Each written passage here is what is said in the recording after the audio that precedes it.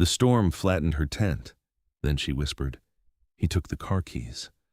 The lake wind flattened Amelia Bennett's tent into the mud before she even realized Greg had taken the car keys and left her there. I was standing 30 yards away with a digital anemometer in one hand when the yellow and black dome tent folded under the second gust.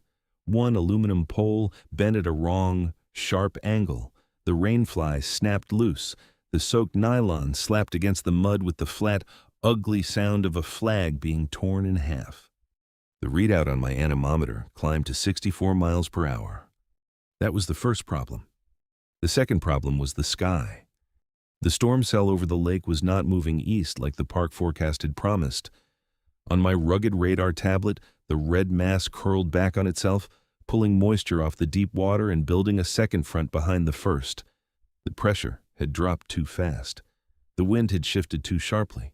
The gulls had vanished from the shoreline 20 minutes earlier. Weather gives warnings before it takes things. Most people just do not know how to read them. The third problem stood beside the wreckage. Amelia Bennett did not move. She was 10 feet from the collapsed tent, rain jacket open at the collar, sleeves soaked dark, high-neck thermal layer wet from the storm. Her hands were wrapped around a cracked phone, and her eyes stayed fixed on the flattened shelter like she was waiting for the ruined fabric to explain how a weekend trip had turned into an emergency. Her reservation tag was clipped to the post at Site 4A. Amelia Bennett.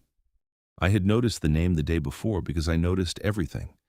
I spent half my life studying pressure shifts, air movement, and tiny details other people dismissed until those details became consequences. I was at Site 4B to run a private severe weather study for the National Weather Service under a temporary research contract. My expedition tent, mobile battery bank, radar tablet, shortwave receiver, and satellite uplink were not recreational. They were field equipment. Amelia had arrived 2 days earlier with a man in a spotless luxury SUV and brand new hiking boots. Greg, according to the voice I had heard through the trees. He talked too loudly, explained too much, and corrected her knots twice, even though her first knot had been better than his. 3 hours ago, when the first emergency weather alert flashed across the valley, Greg had climbed into the SUV and driven toward the access road. He had taken the car keys, the emergency kit, the dry food box, and the only safe way down the mountain. Whether he meant to scare her or control her, the result was the same. Amelia was stranded in a collapsing storm. I clipped the anemometer to my belt and crossed the muddy ground slowly, keeping both hands visible. In weather emergencies, sudden movement makes people harder to help.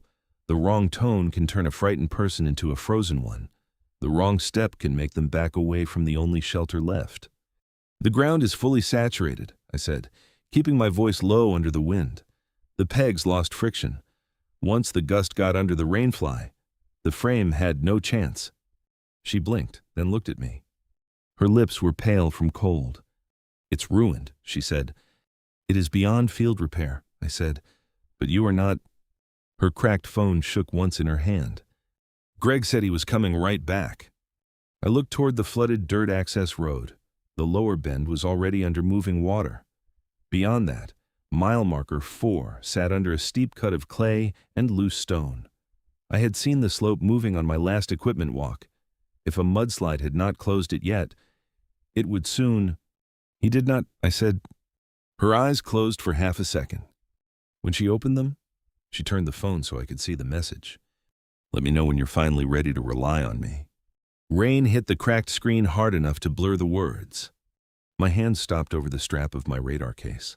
The pressure graph kept dropping on the tablet clipped to my chest harness. But I read Greg's message twice before I trusted myself to speak. "That is not protection," I said. "That is leverage." Amelia's jaw tightened, but she did not cry. Good. She needed facts before comfort. "My reinforced expedition tent is anchored into the rock line at Site 4B. I said, "It is rated for hurricane force gusts. The secondary front reaches this elevation in 22 minutes. You need dry layers, hot tea, and a structure that will stay standing." She looked past me. My geodesic expedition tent stood under the trees, low and dark against the ridge, with steel augers drilled deep into the ground and a small satellite dish pointed toward a break in the canopy.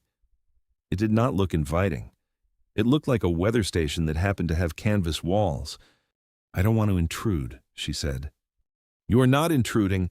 You are following safety protocol." "I don't know you." "That is a reasonable concern." The wind shoved cold rain across both of us. A loose guy line from her ruined tent snapped against the last standing pole. I pointed to my setup without stepping closer. "My name is Nathan Reed. My permit tag is on the station marker outside my tent. I have a direct weather contract number printed on the case beside the satellite mast. You can photograph both before entering. Inside, there's a canvas partition. You will have the left side. I stay on the equipment side. You can leave anytime the conditions are safe enough to move." She looked at me for a long second. "Then at the water? Then at Greg's message?" The phone lowered in her hand. "I have dry clothes in the yellow duffel. Point to it, I'll lift the tent fabric." We moved fast. I pulled the wet nylon off the central gear pile and found the waterproof duffel, her sealed sleeping pad, one dented metal water bottle, a small plastic medication case, a paper map, and a sad bag of marshmallows that had somehow survived the collapse. I tucked the marshmallows under my arm with the same care I gave my instruments. Amelia noticed. For the first time since I had crossed the mud, her mouth moved like it remembered how to almost smile. "You saved the marshmallows. Sugar's useful in bad weather." They were for s'mores. "Then their morale value is higher than their nutritional value." The almost smile stayed 1 second longer. That mattered. We carried her gear through the trees as the temperature dropped. I kept 3 steps ahead to check the ground, but not so far she had to chase me. Twice she slipped in the mud. Twice she caught herself. I did not grab her. I only stopped, braced my boots, and waited until she gave a short nod. Choice. Balance. Evidence. Those were the first rules in any storm. Inside my expedition tent, the wind dropped from a roar to a hard, steady hum. The interior was practical, not cozy. A folding cot sat on the left. My communications rig, power banks, radar terminal, and shortwave radio occupied the right. Down the center track hung a heavy canvas partition that could fully divide the space. I pointed to the left side. "You take the cot and sleep area. I stay on the equipment side. I do not cross the partition without asking first." "You don't have to give me the cot." "Yes, I do." Her protest died before it fully formed. I turned my back and started the catalytic stove. The blue flame hissed to life. Heat touched the tent walls. Rain struck the roof in hard as uneven bursts. "You can change behind the partition," I said. "I'll face the radios and log the pressure drop." She did not answer at once. Then I heard the partition slide along the ceiling track. The fabric closed. I kept my back to it and opened the weather log, barometric pressure, wind speed, gust direction, cell movement, secondary front speed. I entered each number with deliberate care. The work kept my eyes and hands exactly where they belonged. "I'm done," she said after a few minutes. I waited 1 full breath before turning. She had changed into a dry wool sweater and thick socks. Her wet jacket hung on a line strung along her side of the tent, dripping into a collapsible basin I had slid under the partition gap.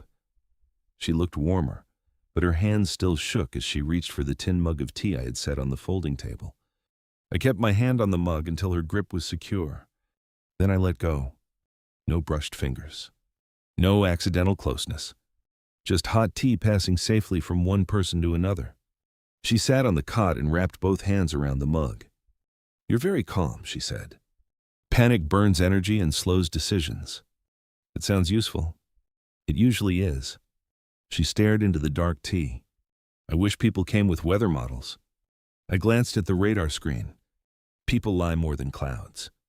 I got the smallest laugh out of her. The heater clicked softly toward her boots. She looked down, noticed the heat shifting to the wet soles, and looked up again. "Did you do that on purpose?" "Yes." "Without making a big speech about it?" I try not to waste oxygen. Her laugh lasted a second longer this time. The first hour passed in tasks. I logged data, checked the satellite uplink, and tightened the interior brace on the equipment rack. Amelia dried the cracked phone with a microfiber cloth from my instrument kit and copied Greg's message onto a page from her notebook in case the screen failed. She wrote the time, the wording, the sender name, and the fact that he had taken the car keys and emergency kit. "You document well," I said. "I work in compliance." That explained the neat handwriting. "And yet I agreed to go camping with a man who thought the emergency kit was optional.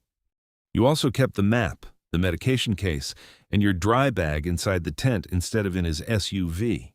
She looked up. "You notice that?" "I notice risk distribution." I thought I was being paranoid. "No," I said, "you were keeping options." She looked down at the notebook again.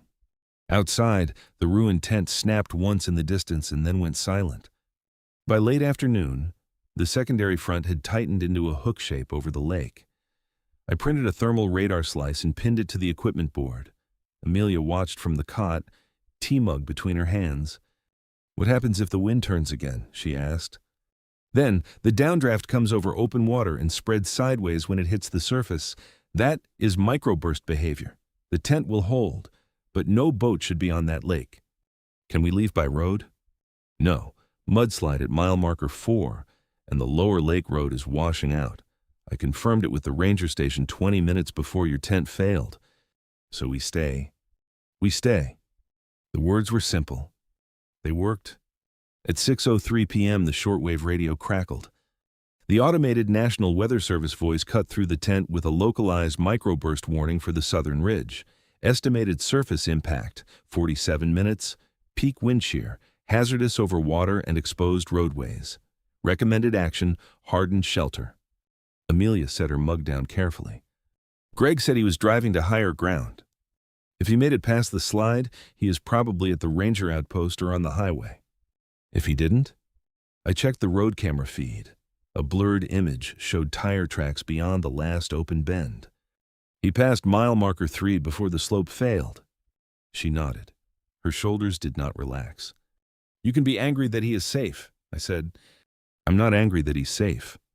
The tent walls flexed under another gust. She picked up the notebook and tapped the copied message once with her pen. "I'm angry that he wanted me scared." That was clear. Useful. Honest. "Then write that down too," I said. She did. For the next hour, the tent became a small island of procedure. I backed up radar logs to the satellite server. Amelia labeled her evidence page, dried her socks near the heater, and sorted what she had recovered from the wreckage. The marshmallows went on top of the dry food crate like an optimistic flag. At 7-11, the outer vestibule zipper ripped upward. Wind slammed into the entry space. A tall man in a bright yellow designer rain jacket ducked inside, rain shining on his shoulders. Behind him, through the flapping vestibule, a park ranger stood on the dock with a flashlight and a flat-bottom rescue skiff fighting the chop. "Amelia!" Greg shouted. "Get your things! We're leaving!" Amelia stood from the cot, the mylar blanket sliding to the floor. "You left me here." "I went for help," Greg said. "No, you texted me from the highway." His face hardened. He looked at the cot, the partition, the heater, then at me. The story he wanted to tell formed behind his eyes before he spoke. "Who is this guy?" "Nathan," Amelia said. "He helped me secure shelter before the second front." Greg stepped toward her duffel. "She is my girlfriend," he told the ranger. "She's exhausted and not thinking clearly." I picked up the radar tablet and stepped toward the vestibule. Not toward Amelia.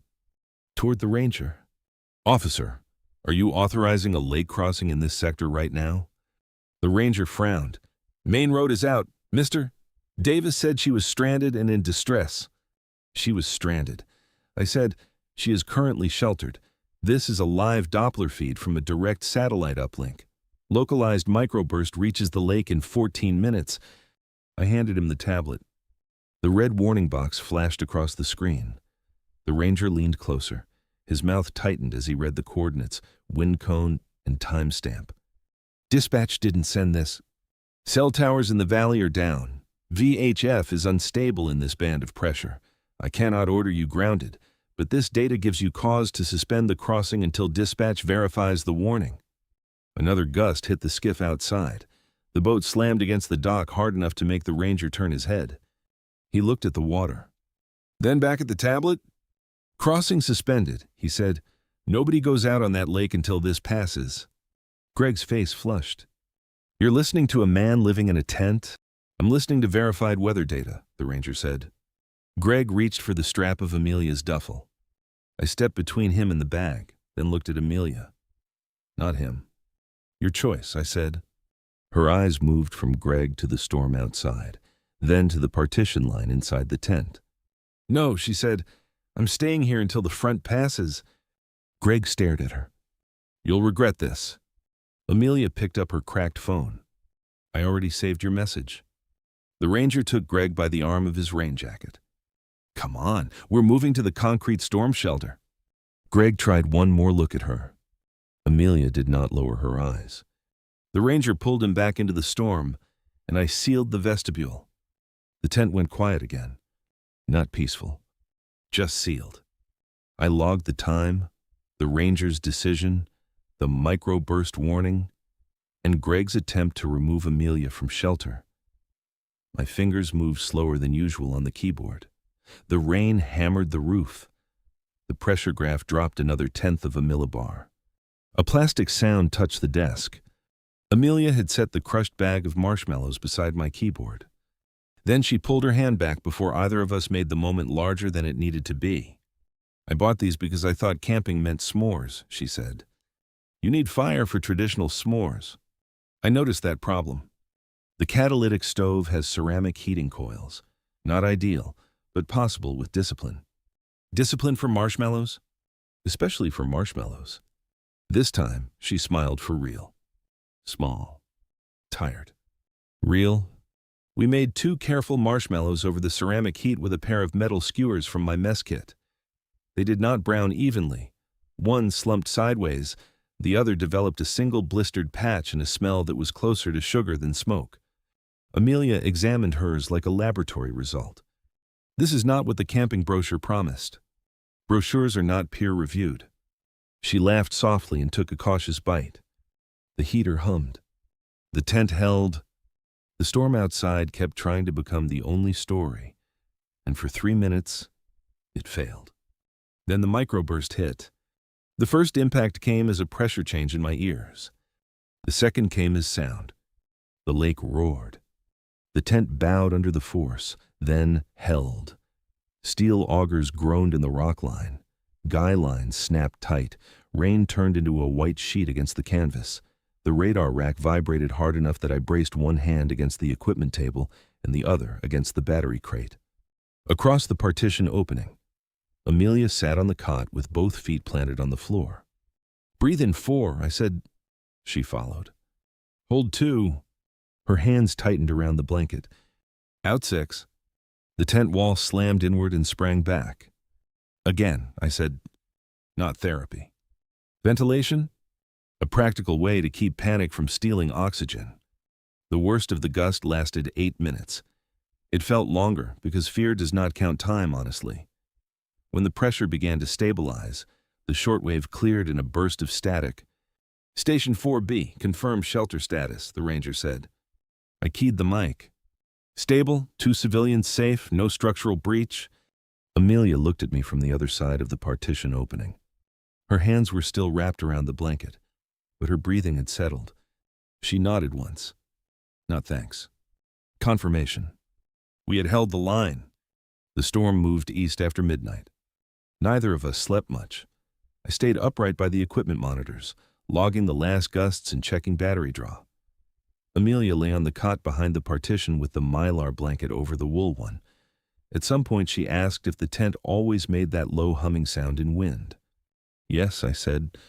Does it bother you? No. Why? Because humming means flex. Flex means it is absorbing force instead of breaking. A pause. Then, from the other side of the canvas, she said. I wish I had learned that sooner. I did not answer with a lesson. I adjusted the heater 1 notch lower so the oxygen sensor stayed green, logged the change, and let the tent hum around us. By morning, the lake looked innocent. Storms often do that. They leave debris behind and pretend the violence belonged to someone else. The ranger returned after sunrise with a utility truck. Greg did not come with him. The ranger told Amelia that Greg had been taken to the main station, where he gave 3 different explanations for leaving with the keys and emergency kit. One version involved bad reception, one involved a misunderstanding, one involved concern for her safety. Amelia listened without flinching. Then she asked for the incident report number. The ranger wrote it down. I handed her a printed copy of the weather log, the microburst warning, and the time-stamped road closure map. "For your records," I said. She took the pages. "What happens now?" "That depends on what you choose." She looked toward her ruined campsite. The yellow and black nylon lay flat in the mud. One corner lifted slightly in the breeze. "I choose to go home," she said, "to my apartment, alone." "Good choice." She looked back at me. "I also choose to file a report." "Better choice." The ranger loaded her duffel into the truck after the lower road reopened, before she climbed in. Amelia stopped beside my gear table. She picked up the bag of marshmallows, considered it, then placed it inside my dry food crate. "For next time," she said. "There will not be a next time exactly like this." "No," she said, "but there may be weather." Then she left. At the main ranger station, procedure moved slower than weather. The ranger's name was Ellis. He gave Amelia a wool blanket from the supply shelf, a cup of vending machine coffee, and a seat at the end of a scarred pine table. I stayed near the door with my field case, close enough to answer technical questions and far enough not to become another voice crowding her. Greg sat on the opposite side of the room with his yellow rain jacket folded across his knees. He had changed his tone by then. No shouting, no commands, just polished concern. She misunderstood. He told Ellis. We argued, yes, but I went for help. The message was taken out of context. Amelia did not answer him. She opened her notebook, looked at the copied text, and gave the ranger the phone. "The original message is still there," she said. "He had the vehicle, the keys, and the emergency kit.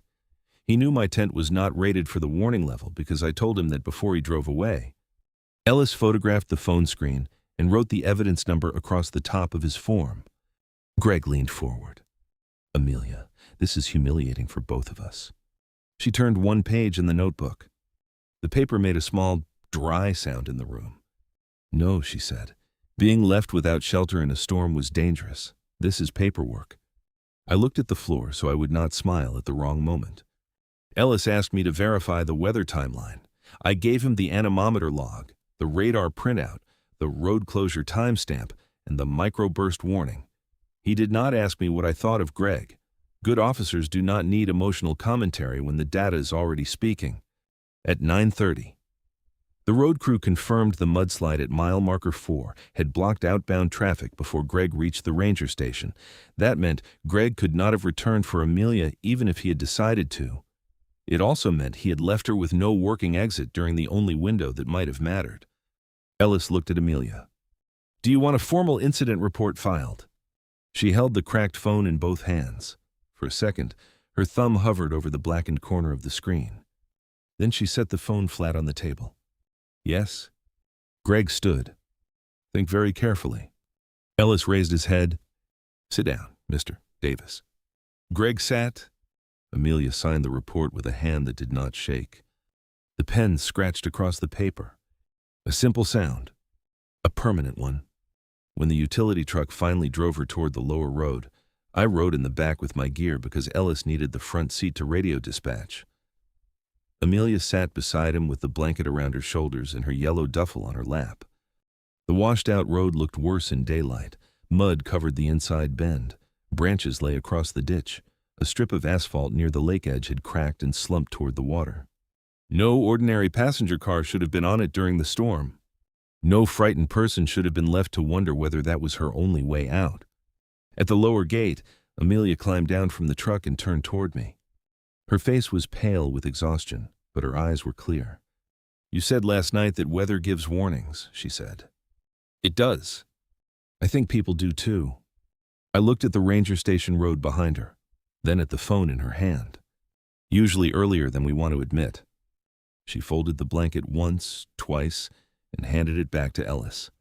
Then she looked at me again. I'm going to ask my sister to pick me up. Not Greg, not anyone connected to him. My sister. That is a sound plan. Will you send me the weather logs? I'll send them to the ranger and to you. Same packet, same timestamp. Nothing private, nothing edited. She nodded. The corners of her mouth moved like she wanted to say something larger, then decided the smaller truth would hold better. Thank you for the partition. Of all the things she could have thanked me for, that one stayed. You needed shelter. I said, not pressure. She turned away first. That was right, too. 2 days later, I returned to the campground to dismantle the station. The ruined tent at Site 4A had been tagged for disposal. I found one clean square of yellow and black fabric caught under a rock near the site marker. It was torn at the edge, but dry by then, bright against the gray mud. I set it on top of Amelia's folded tarp when the ranger came to collect the abandoned gear. I did not keep it. It was not mine. At my own site, I cleaned each steel auger before packing it, wiped the satellite dish, folded the canvas partition, and inventoried every crate. Fieldwork ends with boring details if you are lucky. If the ending is exciting, something went wrong. In the dry food crate, the marshmallows sat beside the tea bags. I wrote them into the inventory. 1 bag marshmallows, recovered from Site 4A, retained pending owner contact. Ellis read the line over my shoulder and snorted. You inventory candy? I inventory variables. Candy is not a variable. Morale is... He shook his head, but he did not cross it out. That afternoon, I drove back toward the city under a sky so blue it looked guilty. The road crews had cleared the slide. The lake glittered behind me. On the passenger seat, my field printer clicked out one final copy of the incident weather summary for Amelia. At a stoplight in the first town below the mountain, my phone vibrated with an unknown number. Thank you for sending the packet. My sister is with me. I changed my locks today. Greg wants to talk when things calm down. I told him calm is not the same as safe. I read the message twice. Then I typed back, good distinction. Keep copies of every message. Send the report number to your property manager if he has keys. 3 dots appeared. Disappeared. Then, already done. A minute later, I bought a door chain too. I smiled at the red light. Then you have improved the forecast. Her reply came as the light turned green. That is the least romantic sentence anyone has ever sent me.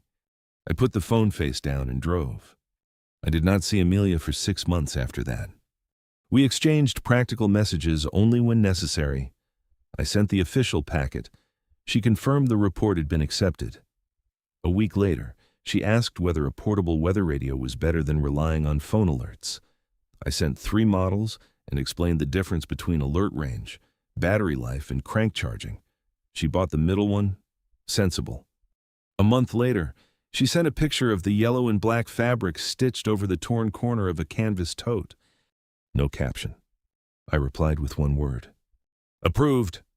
She sent back a photograph of a bag of marshmallows on a grocery shelf. I replied, requires controlled conditions. She sent, obviously. That was all. Nothing dramatic. Nothing hurried. A slow line tied properly holds better than a knot yanked tight by fear. By the time spring warmed the city sidewalks, I knew 3 things about Amelia Bennett that had nothing to do with the storm. She hated being told what she needed before she was asked. She labeled storage boxes with a precision that made my field inventory look casual. And she did not confuse being alone with being abandoned anymore. For 2 weeks, I heard nothing. That was appropriate. A person who has just reclaimed her own choices does not need a stranger filling the silence.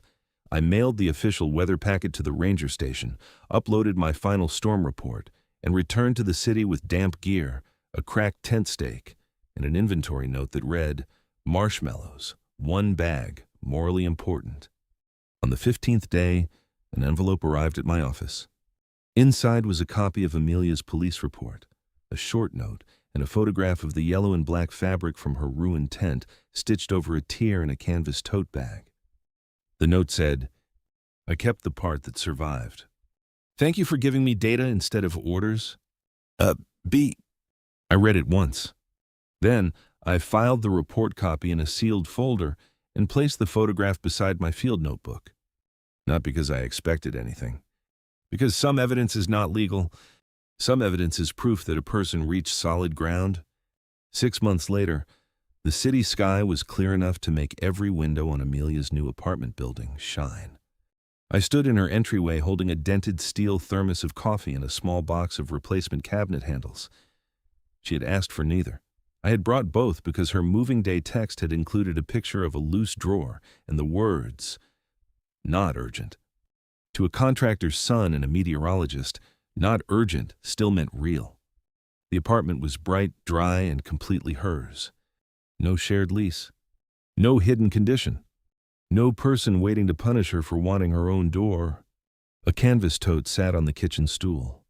A square of yellow and black tent fabric had been stitched neatly over one torn corner. Amelia caught me looking at it. I kept a piece, she said. Evidence? Reminder. Of Greg? She shook her head. Of the night I made my own decision. I tightened the last cabinet handle while she unpacked books onto a low shelf. Rain began tapping softly against the window, light and harmless. Her shelves were organized by subject, weather, compliance, old novels, field guides, cookbooks. On the counter sat a new bag of marshmallows, unopened, ridiculous, and perfectly placed beside 2 mugs. You bought those on purpose, I said. I wanted a rematch. With marshmallows. With camping. I looked around the apartment. There is no tent. No, she said. There is a roof, a working stove, and a weather app I now check before making emotional decisions. That is a strong operational upgrade. She smiled, and the room seemed warmer for it. We made cocoa on her stove and floated 2 marshmallows in each mug. It was the least rugged survival food I had ever prepared, and the best. Afterward, she walked to the kitchen drawer, opened it, and took out a small brass key.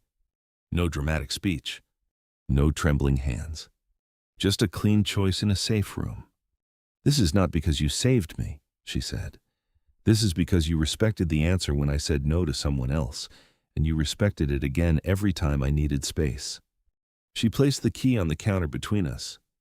If you want a place to come back to after the storms, you can use this. I looked at the key. Then at the rain. The old habit in me searched for an exit and found nothing urgent. No rising water. No red warning box. No man at the door with someone else's keys. Just Amelia, waiting without pushing. I picked up the key and clipped it to the steel carabiner on my belt. The brass clicked once against the metal. Outside, rain tapped the glass. Inside, neither of us moved toward the door. The end.